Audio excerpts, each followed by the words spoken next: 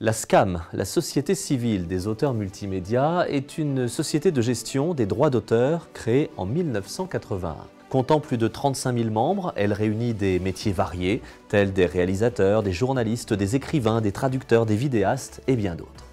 Afin de soutenir et d'encourager les auteurs, la SCAM organise chaque année des remises de prix. Depuis 2015, le prix Marguerite Yourcenar vient récompenser un auteur de l'écrit pour l'ensemble de son œuvre. Pour la 3e édition du prix Marguerite Yourcenar, c'est l'écrivain Annie Ernaux qui a été primé. La SCAM, Société d'auteurs, reconnaît les auteurs de plusieurs façons, par des bourses d'écriture, par des subventions à festivals, mais aussi par des prix.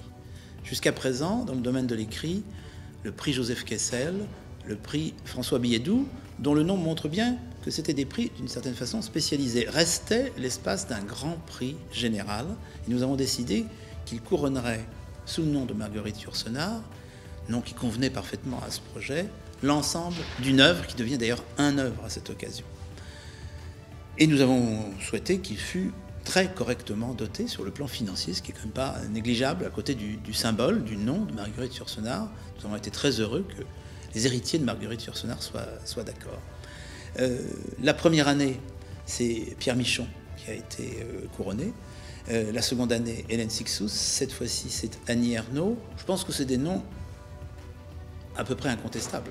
Ce qui me frappe dans l'œuvre d'Annie Ernaux, c'est qu'elle s'est construite peu à peu.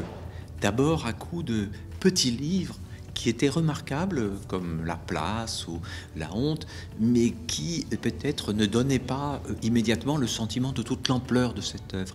Mais l'œuvre se compose par touches, et je crois qu'au moment où est paru le grand roman Les Années, puis tout récemment Mémoire de fille, on a vraiment vu l'ampleur de la figure d'Annie Ernaux. On a vu que c'était une œuvre très extraordinaire, peut-être parce qu'elle arrive à mélanger le plus personnel, le plus intime, le plus singulier et le plus universel.